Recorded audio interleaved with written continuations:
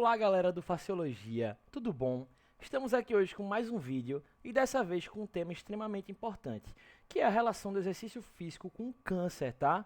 Mas antes, vamos entender um pouco mais sobre o câncer, né? O que é esse tal de câncer, tá? Vamos embora e vamos embora nessa videoaula. O que seria esse tal de câncer, né? O câncer, ele é um crescimento que ocorre de forma descontrolada e anormal das células do nosso organismo, tá? A gente vai ver agora nessa próxima imagem aqui, ó, vou mostrar para vocês passo a passo, tá? A gente tem aqui, ó, as células, elas são, aqui é na imagem 1, né? Elas são normais, formam os tecidos, os órgãos. Depois a gente vai passar pela divisão celular, que é onde as células vão crescer, vão se reproduzir, vai ter a duplicação de DNA, certo? E depois elas morrem. E aí a gente vai ter nessa duplicação, a célula normal ela pode sofrer uma mutação, tá? E ela vai ter a alteração do material genético dela, que é o DNA. E aí depois que ela tiver essa mutação, ela pode se dividir de maneira desordenada, dessa forma mutada, que passou pela mutação, beleza? E aí depois dessa maneira desordenada que ela se forma, começa a dar origem ao tumor. E aí depois disso a gente vai ter o câncer, que são as células mutadas que vão invadir os outros tecidos e órgãos, certo?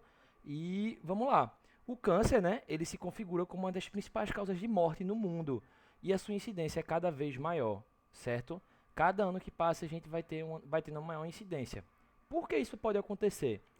Ó, ela é uma doença que é multifatorial, ou seja, ela não possui apenas um fator causador dela, tá?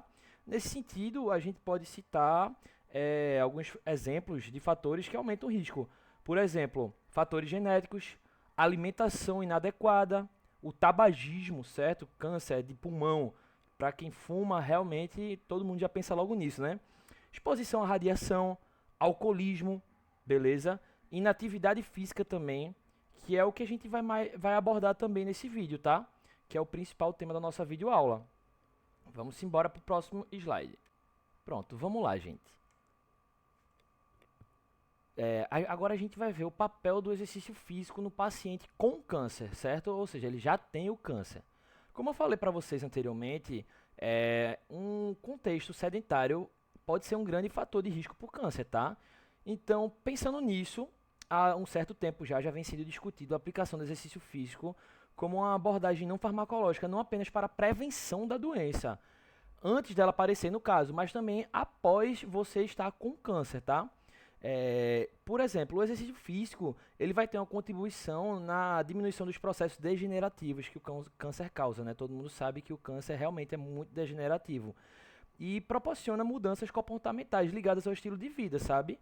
Então, tipo, tudo isso também, sem falar que o exercício pode melhorar a capacidade funcional da pessoa em diversos aspectos, aumento de força, resistência à fadiga, flexibilidade, capacidade aeróbica, tá? Então, o exercício físico para o paciente de câncer realmente é muito bem-vindo, beleza? E aí a gente vai para essa outra questão que é tipo, como eu disse para vocês, pode melhorar a capacidade funcional das pessoas, aumento de força, resistência. E aí, a prática do exercício físico, ela é realmente segura para o paciente que está em tratamento contra o câncer? Ó, por causa das ações que eu citei, o exercício físico pode reduzir várias morbidades e efeitos colaterais que são induzidos pelos tratamentos, tá? Como a quimioterapia e a radioterapia, beleza? E a prática realmente é segura, ó. Segundo o Colégio Americano de Medicina do Esporte, tá? Afirmou que no geral o exercício físico é seguro durante e após vários tipos de tratamentos com câncer, tá? Inclusive alguns bem complicados, como transplante de medula óssea. E os benefícios são inquestionáveis, sabe, gente?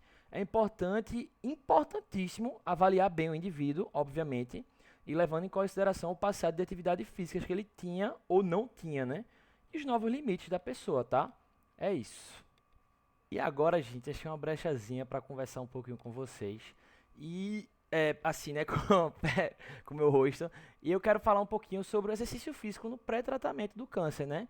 Que é exatamente aquele momento que a gente vai estar entre o diagnóstico e antes do tratamento oncológico, certo? E aí, obviamente, uma pessoa quando ela recebe a notícia de que está com câncer, talvez uma das principais medidas dela não seja começar uma atividade física, sabe? Mas cabe a gente também auxiliar, certo? Indicar, explicar como vai funcionar o tratamento, porque a pessoa quando começa um tratamento de câncer através da quimioterapia, da radioterapia, ela provavelmente ela vai perder, certo? Resistência muscular, ela vai ter atrofia muscular, certo? Então o objetivo do exercício físico nesse momento é condicionar o paciente, tá? Para esse grande estresse que ele vai passar. E aí, ó, como eu disse, além de atenuar a atrofia muscular e a disfunção física, a gente induzindo o paciente a fazer a atividade física, o exercício físico, certo? Algo programado, a gente também pode diminuir o tempo de hospitalização que ele vai passar, porque a gente vai estar reduzindo os danos que ele vai sofrer, certo? Com esses tratamentos.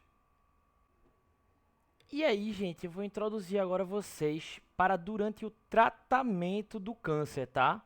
Porque quais seriam esses tipos de tratamento que a gente poderia fazer? Por exemplo, nós temos a cirurgia, a gente tem a radioterapia, a quimioterapia e também temos a imunoterapia, certo? E também temos a terapia hormonal. Eu vou falar para vocês brevemente um pouquinho de cada uma, certo? Presta bastante atenção. Vou sumir aqui de novo um pouquinho da tela, mas já já eu posso voltar, beleza? Vamos embora, valeu! E aí, gente, como eu falei para vocês, a gente vai falar um pouco sobre a quimioterapia, tá? Que de forma breve é um conjunto de drogas que visam interromper a multiplicação das células tumorais, tá? E a radioterapia, com o mesmo objetivo, usa as partículas ou ondas, né, de alta energia para danificar as células cancerígenas, tá? É comum combinar as modalidades desses tratamentos para que haja uma maior eficiência, tá? E os tratamentos, eles podem ser utilizados antes da cirurgia, para que o tumor diminua, ou depois também para impedir, né, uma possível rescisão, sabe, do câncer, para que ele não volte, né? Só que os tratamentos, eles não agem de forma exclusiva nas células, tá? Então, é normal, o paciente vai sentir efeitos colaterais, não pega só nas células cancerígenas, sabe? Basicamente, nas células, todas as células serão atingidas, sabe? E aí, a gente pode ter náusea, diarreia, função imune reduzida, ou seja, a sua imunidade vai ficar lá embaixo, você vai ficar muito mal. Fadiga, indisposição, queda de cabelo, que é muito comum, né? Queda de cabelo, principalmente. A gente vai ter perda de apetite, entre muitos outros. Então, gente, uma pessoa que está nesse estado, é muito difícil a gente introduzir um exercício físico para ela, sabe? Devemos ficar cientes disso. Por exemplo, uma pessoa que fez uma cirurgia, certo? Ela teve que retirar um pedaço de câncer, por exemplo, sabe? Do tumor, um pedaço do tumor maligno. Ela não tem como fazer exercício físico logo após a cirurgia. Então, cada caso é um caso que deve ser estudado, acompanhado e acompanhado por um profissional da educação física, beleza? Pronto. Aqui, ó, a gente vai ter os benefícios que uma intervenção com exercícios pode trazer, certo? Que é a redução da fadiga, melhora de questões psicológicas e outros que eu já citei aqui para vocês. Apesar de inúmeros benefícios, a aderência das pessoas ainda é baixa, tá, gente? É pouco sabido da importância do exercício físico no durante e pós o tratamento de câncer, tá? E aí, vamos embora pro próximo. Gente, então veja, o exercício físico após o tratamento do câncer, certo? Após o tratamento primário, o indivíduo pode se livrar do câncer, certo? Mas isso é uma coisa que a gente também só vai saber em certo ou longo prazo. Mas também ele pode ainda ter que fazer outros tratamentos, tá bom? Então é muito importante a gente saber que assim que ele sai de um tratamento, ele ainda vai ter alguns efeitos agudos, certo? Desse tratamento, tá? E além desses efeitos muito no pós, a gente vai ter também no longo prazo, algumas pessoas ainda sofrem, certo? Então no pós é muito importante também o exercício físico. Eu acho que isso é uma coisa que não há nem discussão. O exercício físico é importante para todas as pessoas, beleza? Vamos embora aqui.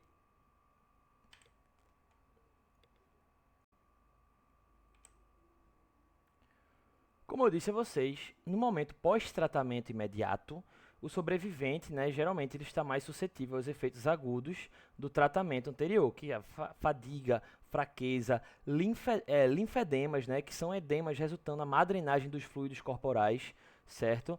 Por sinal, minha avó já fez a cirurgia do câncer de mama e até hoje ela sofre com linfedemas, tá? E faz mais de 15 anos que ela fez, certo?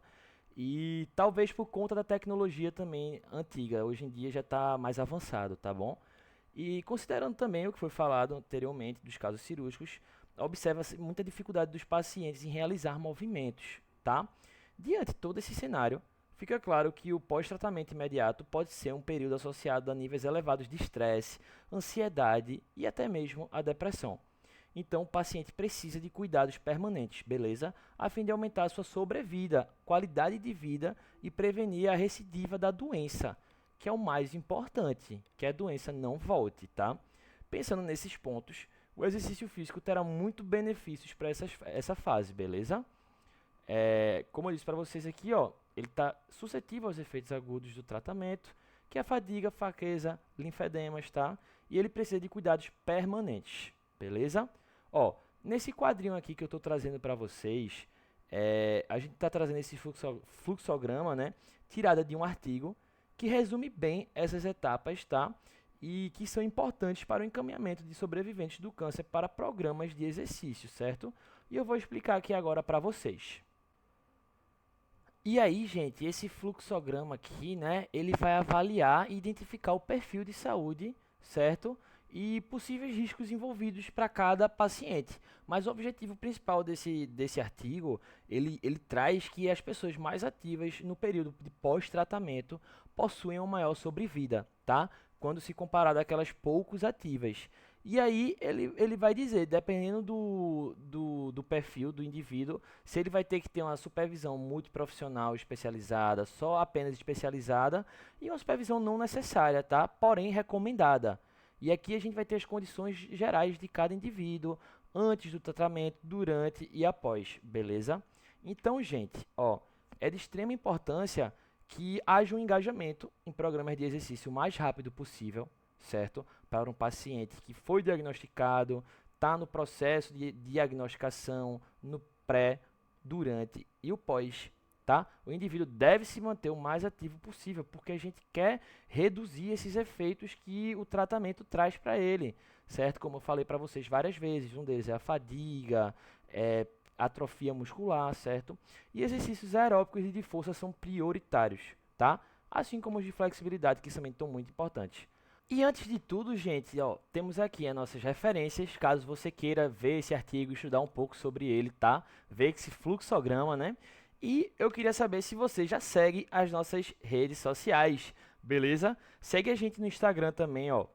A gente tá aqui no YouTube com Consciência, né? Mas no Instagram a gente tem o Faciologia, que é o nosso grupo também, tá?